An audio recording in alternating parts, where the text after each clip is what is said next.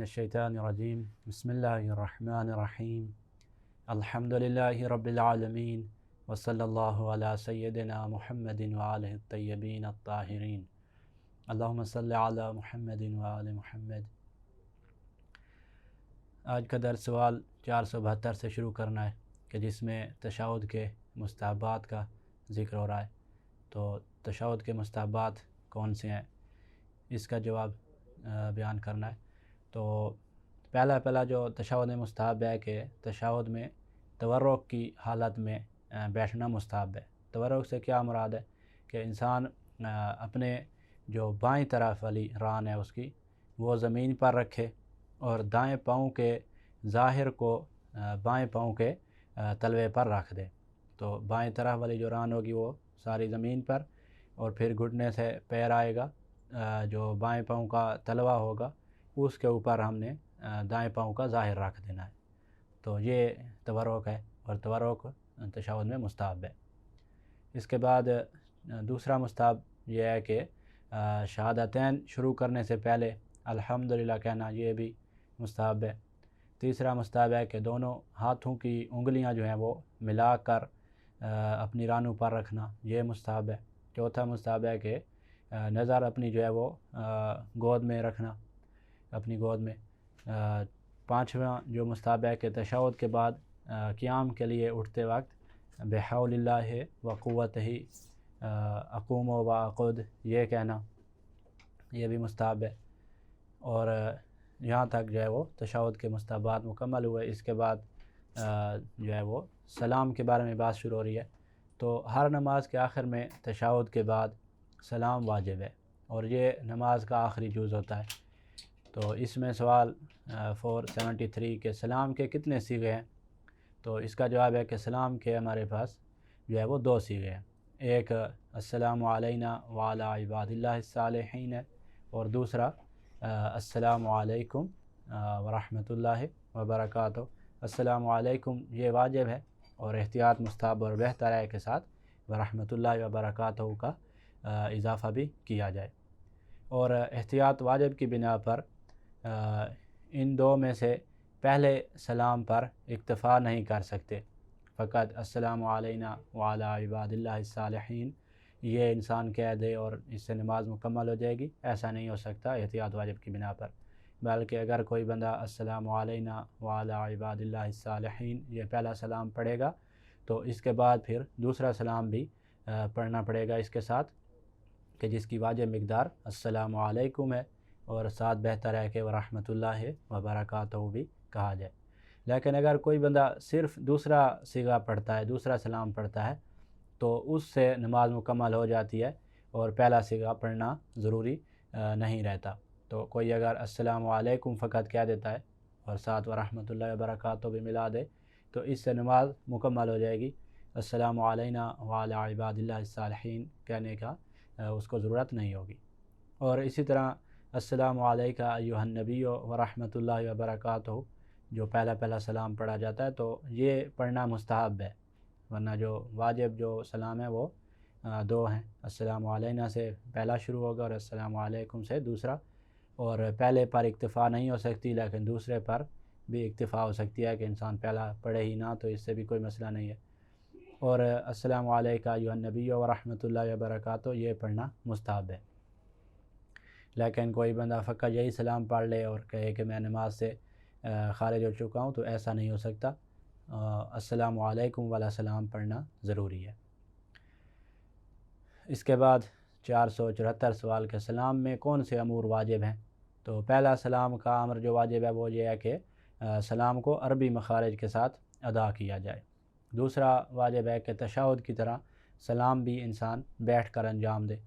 تیسرا واجب یہ ہے کہ سلام کے وقت بدن جو ہے وہ سکون کی حالت میں ہونا چاہیے، حرکت کی حالت میں نہ ہو۔ اس کے بعد ترتیب کے بارے میں بات ہو رہی ہے، تو سلام جو واجب ہے وہ بھی مکمل ہو گیا۔ اس کے بعد ترتیب کہ نماز کے واجبات میں جو 9واں واجب ہے وہ ترتیب ہے۔ تو 9واں واجب ترتیب ہے کہ یعنی ترتیب سے کیا مراد ہے کہ جس ترتیب سے نماز کے اجزاء کو ذکر کیا گیا ہے، ابھی جو میں نے آپ کو پڑھایا ہے کتاب میں جو ذکر ہے جس ترتیب سے، اسی ترتیب سے نماز کو بجا لانا یہ واجب ہے۔ تو جو ترتیب آئمہ اطہار اور احادیث میں روایات میں ان کی روایات میں جو وارد ہوئی ہے ترتیب، اسی ترتیب کے مطابق نماز کو انجام دینا یہ جو ہے وہ نواں واجب ہے۔ اس کے بعد سوال 475 کہ اگر کوئی جان بوجھ کر ترتیب کی مخالفت کرے تو اس کی نماز کا کیا حکم ہے؟ تو کہہ رہے ہیں کہ اس کی نماز باطل شمار ہوگی۔ تو جان بوجھ کر ترتیب کی مخالفت سے واجب تارک ہو رہا ہوگا، واجب چھوٹ رہا ہوگا اور اس سے نماز باطل ہو جائے گی۔ اس کے بعد سوال 476 کہ اگر کوئی بھول کر ترتیب کی مخالفت کر دے تو اس کی نماز کا کیا حکم ہے؟ تو اس کا کہہ رہے ہیں کہ بھول کر ترتیب کی مخالفت کی ہمارے پاس 4 صورتیں ہیں۔ پہلی صورت یہ ہے کہ اگر کوئی کسی رکن کو دوسرے رکن پر مقدم کر دے، مثلا ایک ہی رکعت کے 2 سجدوں کو اسی رکعت کے رکوع پر کوئی شخص مقدم کر دے تو ایسی صورت میں اس کی نماز باطل ہے اور احتیاط لازم کی بنا پر اب اس غلطی کا تدارک نہیں ہو سکتا، ضروری ہے کہ دوبارہ سے انسان جو ہے وہ نماز پڑھے۔ یہ پہلی صورت ہے ترتیب کی خلاف ورزی کی۔ دوسری یہ ہے کہ اگر رکن کو غیر رکن پر مقدم کر دے، مثلا قرات سے پہلے انسان رکوع میں چلا جائے بھول کر، جان بوجھ کر تو باطل ہے ہر صورت میں، یہ بھول کر اگر کوئی مخالفت کرے گا تو اس کی 4 صورتیں پڑھ رہے ہیں۔ تو پہلی میں نماز باطل ہے۔ دوسری کہ جب غیر رکن پر رکن کو انسان مقدم کر دے تو اس صورت میں کیا ہوگا؟ مثلا قرات جو ہے وہ فقط واجب ہے، رکن نہیں ہے، تو قرات بھول گیا اور رکوع میں چلا جائے انسان، تو کہہ رہے ہیں کہ اس سے نماز باطل نہیں ہوگی۔ اب جو ہے وہ آگے رکوع مکمل کرے گا اور رکوع کے بعد سجود کی طرف جائے گا اور قرات کی طرف واپس نہیں آئے گا، قرات کو بس اب چھوڑ دے گا۔ تیسری صورت یہ ہے کہ اگر غیر رکن کو رکن پر مقدم کر دے، مثلا دونوں سجدوں سے پہلے انسان جو ہے وہ بھول کر تشہد پڑھ ڈالے، تو اب اس کی نماز کا کیا حکم ہے؟ تو کہہ رہے ہیں کہ اس کی نماز بھی باطل نہیں ہے، لہٰذا 2 سجدے دوبارہ صحیح انجام دے گا اور ان سجدوں کے بعد پھر سے جو ہے وہ تشہد پڑھے گا تاکہ ترتیب حاصل ہو جائے۔ اس کے بعد چوتھی صورت کہ غیر رکن کو کسی غیر رکن پر مقدم کر دے، مثلا کہ پہلی رکعت کے سجدوں کے بعد بھول کر انسان قیام کی جگہ تشہد میں بیٹھ جائے، تو قیام کرنا تھا دوسری رکعت کے لیے اور دوسری رکعت کے بعد جا کے تشہد پڑھنا تھا، تو اب تشہد بھی ایسا واجب ہے جو رکن نہیں ہے اور قیام بھی ایسا واجب تھا دوسری رکعت کے لیے جو قیام کرنا ہے وہ بھی رکن نہیں تھا، تو اب قیام کے بجائے اس نے تشہد پڑھ دیا تو اس کی نماز بھی باطل نہیں ہوگی، بلکہ اب یہ دوسری رکعت کا قیام انجام دے گا اور اس کے بعد ترتیب سے نماز کو مکمل کرے گا، اس سے نماز کو کوئی فرق نہیں ہوگا کیونکہ اس نے بھول کر یہ مخالفت کی ہے۔ اس کے بعد موالات، تو نماز کے تمام اجزاء کو موالات یعنی پے در پے انجام دینا اور اجزاء کے درمیان اتنا فاصلہ نہ ہو کہ ان اجزاء کے مجموعے کو نماز ہی نہ کہا جا سکے، تو یہ ضروری ہے۔ تو نماز کے اجزاء کو پے در پے انجام دینا ضروری ہے اور اتنا فاصلہ نہیں ہونا چاہیے کہ نماز کا نام ہی صادق نہ آئے کہ یہ ایک پوری اس نے نماز پڑھی ہے، ایسے نہ ہو کہ کوئی کہے کہ فقط وہ رکوع اس نے کیا ہے یا فقط سجدے اس نے انجام دیے ہیں، جو نماز کا مجموعہ ہے وہ ختم نہ ہو جائے، اتنا فاصلہ اگر انسان نے نہیں دیا تو اس سے نماز جو ہے وہ باطل نہیں ہوگی، موالات باقی رہے گی، پے در پے جو اس نے افعال انجام دینے تھے وہ انجام دے چکا ہوگا۔ لہذا اگر اجزاء کے درمیان مثلا اتنا فاصلہ آ جائے کہ جس سے جو ہے وہ نماز کا مجموعہ صادق نہ آئے تو پھر انسان کی نماز باطل ہو جائے گی جس نے اتنا فاصلہ دیا ہے، چاہے یہ فاصلہ وہ جان بوجھ کر دے یا بھول کر جو ہے یہ فاصلہ دے دے، دونوں صورتوں میں اتنا جب فاصلہ آ گیا کہ نماز کا مجموعہ ختم ہو گیا تو اب جو ہے وہ اس کی نماز باطل ہو جائے گی۔ اس کے بعد 477 سوال کہ اگر کوئی رکوع یا سجود کو طول دے تو کیا موالات ختم ہو جائے گی؟ تو کہہ رہے ہیں کہ خود اجزاء مثلا رکوع یا سجود کو طول دینے سے موالات ختم نہیں ہوتے، اسی طرح لمبی صورتیں پڑھنا موالات کے لیے مضر نہیں ہے، بلکہ موالات کے مثلا ان افعال کے درمیان کوئی اور مثلا انسان کام کرنے لگ جائے، کوئی لمبی دعا شروع کر دی، قرآن پڑھنا شروع کر دیا جو نماز میں پڑھنا جائز ہے کام، تو ایسے کام اگر اس نے کرنا شروع کر دیا کہ جو جائز ہوتے ہیں یا ایسے بیٹھا رہا ہے، کوئی فعل انجام نہیں دیا، اتنی دیر بیٹھا رہا کہ نماز کا مجموعہ جو صادقانہ تھا، کہلانا تھا، وہ ختم ہو گیا، تو اس سے موالات ختم ہوتی ہے۔ خود افعال کو لمبا کرنے سے موالات باقی رہتی ہے۔ اس کے بعد قنوت اور تعقیبات کے بارے میں بات شروع ہو رہی ہے۔ تو نماز شفع کے علاوہ جو نماز شب کی جو ہے اس میں 2 رکعتیں پڑھی جاتی ہیں شفع کی نیت سے، تو 9ویں اور 10ویں جو رکعت ہوتی ہے نماز شب کی، اس کے علاوہ ہر نماز کی دوسری رکعت کے رکوع سے پہلے قنوت مستحب ہے۔ البتہ نماز جمعہ میں 2 قنوت مستحب ہیں، ایک پہلی رکعت کے رکوع سے پہلے اور دوسرا جو ہے وہ دوسری رکعت کے رکوع کے بعد بجا لایا جاتا ہے۔ تو اسی طرح جو نماز عیدین ہیں یا نماز آیات ہیں، ان میں بھی متعدد قنوت ہیں کہ جن کی تفصیل بعد میں آئے گی۔ تو ان کے علاوہ جو ہے وہ ہر نماز میں جو ہے وہ دوسری رکعت میں رکوع سے پہلے قنوت مستحب ہوتا ہے۔ تو قنوت میں کون سی دعا پڑھنی ہوتی ہے، یہ 478 سوال میں پوچھ رہے ہیں۔ تو قنوت کے ثواب کا حصول کسی مخصوص دعا کے ساتھ مشروط نہیں ہے، صرف ایک دفعہ سبحان اللہ کہنے سے بھی قنوت کا جو مستحب ہے وہ ادا ہو جاتا ہے۔ ہاں، بہتر یہ ہے کہ وہ دعائیں پڑھی جائیں کہ جو معصومین علیہم السلام سے منقول ہیں۔ اس کے بعد 479 سوال کہ قنوت کے مستحبات جو ہیں وہ کون سے ہیں۔ تو قنوت کے جو مستحبات ہیں ان میں سے ایک یہ ہے کہ قنوت سے پہلے انسان تکبیر کہے، تو قنوت سے پہلے تکبیر کہنا مستحب ہے، اور تکبیر کے وقت ہاتھوں کو بلند کرنا یہ بھی مستحب ہے، اور پھر ہاتھ نیچے رکھنے کے بعد قنوت کے لیے چہرے کے سامنے تک ہاتھ بلند کرنا یہ بھی مستحب ہے۔ ایک دفعہ تکبیر کے لیے بلند کریں گے، پھر بالکل نیچے لے جائیں گے، اور پھر جو ہے وہ دعا کے لیے ہاتھ بلند کرنا یہ مستحب ہے۔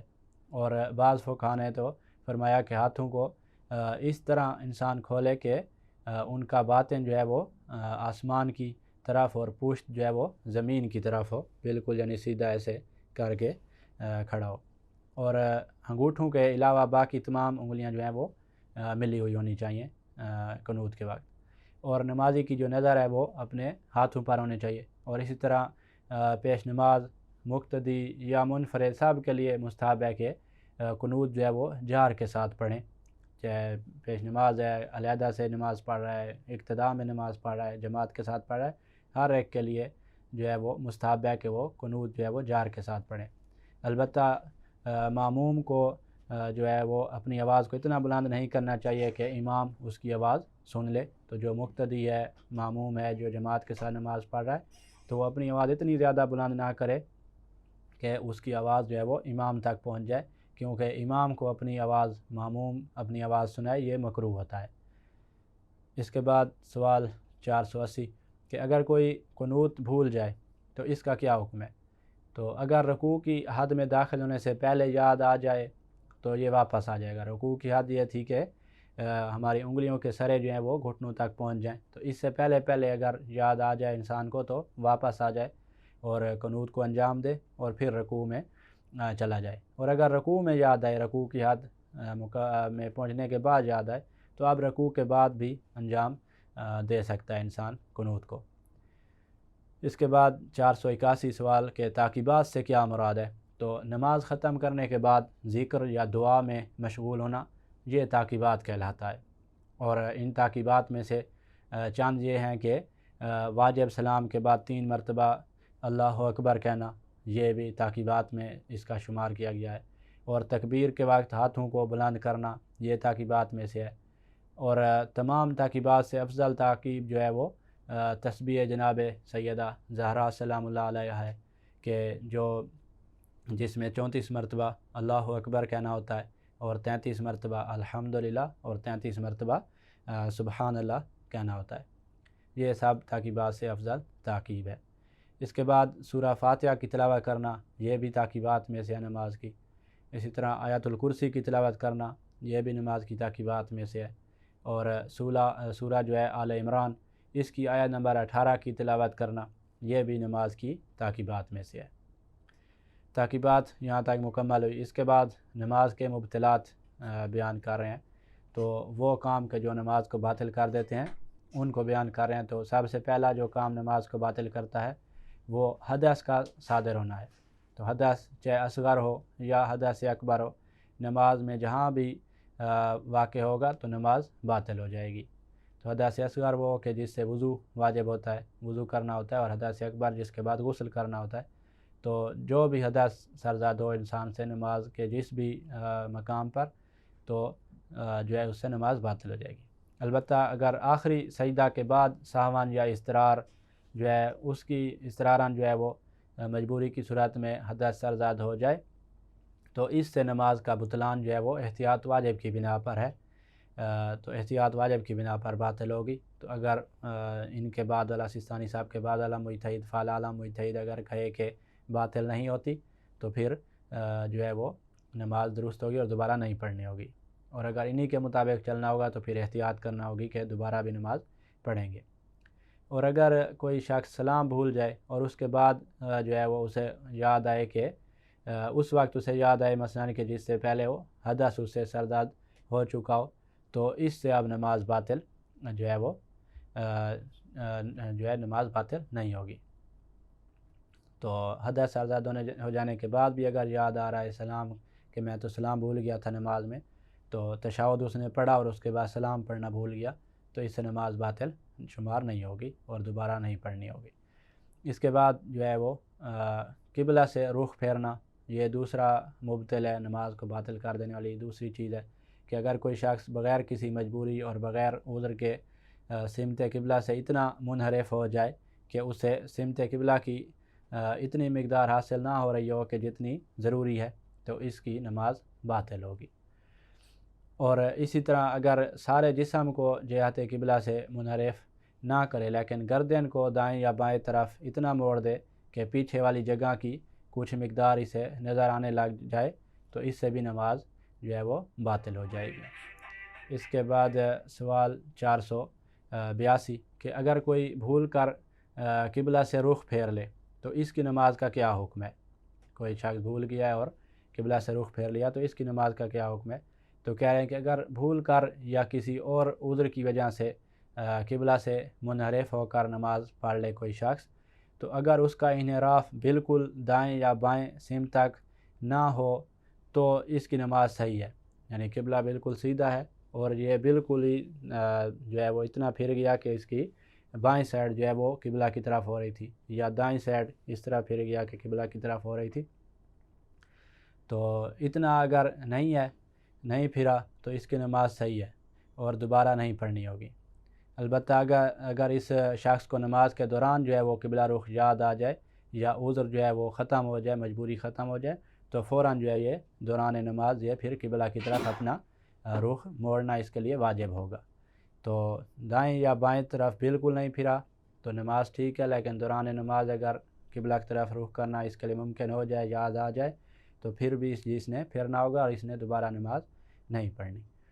اس کے بعد 483 سوال کہ اگر کوئی بھی بھول کر دائیں یا بائیں سمت یا اس سے بھی زیادہ جو ہے وہ پیچھے کی طرف منحرف ہو کر نماز پڑھے تو اس کی نماز کا کیا حکم ہے؟ تو کہہ رہے ہیں کہ اگر بھول کر اس طرح نماز پڑھ لے تو بھول کر اس طرح نماز پڑھنے والے کو نماز کے دوران اگر یاد آ جائے تو نماز دوبارہ جو ہے وہ پڑھنے کے بجائے اگر نماز کے دوران یہ یاد آ گیا کہ بھائی جو ہے میں بالکل دائیں طرف منہ پھیرا ہوا ہے یا بائیں طرف یا اس سے بھی پیچھے، تو پھر جو ہے اس نے نماز دوبارہ پڑھنی ہوگی، چاہے نماز قضا ہونے سے صرف مثلا ایک رکعت جتنا وقت باقی ہو تب بھی اس نے دوبارہ نماز پڑھنی ہوگی۔ اور اگر اتنا وقت نماز سے مثلا قضا ہونے سے ایک رکعت کا وقت بھی باقی نہ ہو تو پھر جو پہلی والی نماز ہے وہی جو ہے وہ نماز اس کی صحیح شمار ہوگی اور اس کی قضا واجب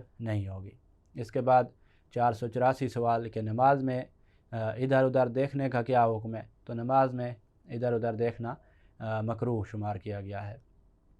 اتنا انسان نہ منہ پھیرے ہو کہ جس سے پیچھے کی کچھ حصہ نظر آئے، تو اس سے تو ابھی حکم اس کا گزر چکا ہے۔ تھوڑا بہت اگر ادھر ادھر دیکھے گا، منہ اپنا پھیرے گا یا آنکھوں سے، تو یہ مکروہ شمار کیا گیا ہے۔ اس کے بعد تیسرا جو ہے مبطل نماز کے لیے کہ دوران نماز ایسا کام کرنا کہ جسے علماء نے نماز کی صورت مٹا دینے والا شمار کیا ہے، مثلا رقص کرنا، چھلانگ لگانا وغیرہ۔ البتہ ہاتھ کو حرکت دینا، اشارہ کرنا، اس طرح زمین سے کسی چیز کو اٹھانا، یہ نماز کو باطل نہیں کرتا۔ اس کے بعد سوال 485 کہ اگر کوئی ایسا کام بھول کر دے تو اس کی نماز کا کیا حکم ہے، کہ چھلانگ لگانا جو ہے یا جو نماز کی حالت کو مٹا دیتے ہیں، ایسا کام اگر بھول کر دے تو اس کا کیا حکم ہوگا؟ تو کہہ رہے ہیں کہ نماز کی صورت مٹانے والا کام اگر بھول کر بھی انسان سے سرزد ہو جائے تو بھی نماز اس سے باطل ہو جاتی ہے۔ اس کے بعد چوتھا بات جو مبطل ہے، باطل کرنے والی چیز نماز کو، وہ کلام کرنا ہے۔ تو جان بوجھ کر ایسا لفظ بولنا کہ جس سے کوئی سا معنی سمجھا جائے، چاہے وہ لفظ ایک حرف پر بھی مشتمل ہی کیوں نہ ہو، تو وہ نماز کو باطل کر دیتا ہے۔ اور اگر لفظ ایسا ہو کہ جس سے بالکل کوئی معنی نہ سمجھا جائے تو وہ بھی نماز کو احتیاط واجب کی بنا پر باطل کر دیتا ہے، بشرطے کہ وہ لفظ جو ہے وہ کم از کم 2 حروف پر مشتمل ہو۔ تو 2 حروف پر مشتمل کوئی لفظ بولا کہ جس کا کوئی معنی نہیں ہے، تو یہ بھی احتیاط واجب کی بنا پر نماز کو باطل کر دے گا۔ لیکن اگر کسی لفظ کا کوئی معنی ہے تو چاہے ایک حرف پر بھی مشتمل ہے تب بھی اس سے نماز باطل ہو جائے گی۔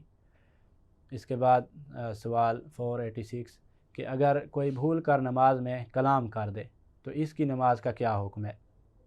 تو کہہ رہے ہیں کہ سہواً کلام اگر ایسی نہ ہو کہ جو نماز کی صورت کو مٹا دے تو نماز کو باطل نہیں کرتی۔ البتہ نماز کے بعد 2 سجدہ سہو جو ہے وہ اس نے احتیاط لازم کی بنا پر دینے ہوں گے، اس کے لیے ضروری ہوں گے، اور نماز باطل نہیں ہوگی۔ اس کے بعد 487 سوال کہ اگر کوئی نمازی پر سلام کرے تو کیا نمازی پر جواب دینا واجب ہوگا؟ تو کہہ رہے ہیں کہ جواب دینا واجب ہے، لیکن انہی الفاظ میں جواب دے گا جن الفاظ میں اس پر سلام کیا گیا تھا۔ مثلا السلام علیکم کے جواب میں السلام علیکم ہی کہے گا، یا سلام علیکم کسی نے کہا تو سلام علیکم کہے گا، السلام علیکہ کہا تو السلام علیکہ کہے گا۔ تو جس طرح کا لفظ سلام کرنے والے نے بولا ہے وہی صیغہ اس نے جواب کے وقت کہنا ہوگا۔ اور احتیاط لازم کی بنا پر جو ہے علیکم السلام کہہ کر جواب جو ہے وہ انسان نہیں دے سکتا۔ اگر کسی نے السلام علیکم کہا تو یہ آگے سے علیکم السلام کہے، لفظ تبدیل کر دے، یہ احتیاط واجب کی بنا پر، احتیاط لازم کی بنا پر اس طرح نہیں کر سکتا۔ اس کے بعد سوال 488 کہ اگر کوئی بچہ نمازی پر سلام کر دے تو جواب دینا واجب ہوگا یا نہیں؟ تو کہہ رہے ہیں کہ اگر کوئی ممیز بچہ ہے وہ نمازی پر سلام کر دے تو جواب دینا جو ہے وہ واجب ہوگا۔ اس کے بعد 489 سوال کہ اگر کوئی سلام کے علاوہ الفاظ جو ہیں وہ استعمال کرے، مثلا صبح بخیر کہے، تو کیا اس سے بھی نمازی پر جو ہے اس کا جواب بھی دینا واجب ہوگا؟ اس کے لیے بھی جواب کیا وہ دے سکتا ہے؟ تو کہہ رہے ہیں کہ ایسے الفاظ کا جواب دینا جو ہے وہ واجب نہیں ہے۔ اس کے بعد سوال 490 کہ کیا نمازی پر سلام کرنا مناسب عمل ہے؟ تو کہہ رہے ہیں کہ نمازی پر سلام کرنا حرام نہیں ہے، لیکن شریعت مقدس میں اسے جو ہے وہ مکروہ شمار کیا گیا ہے۔ اس کے بعد انشاءاللہ اگلے درس میں والحمدللہ رب العالمین۔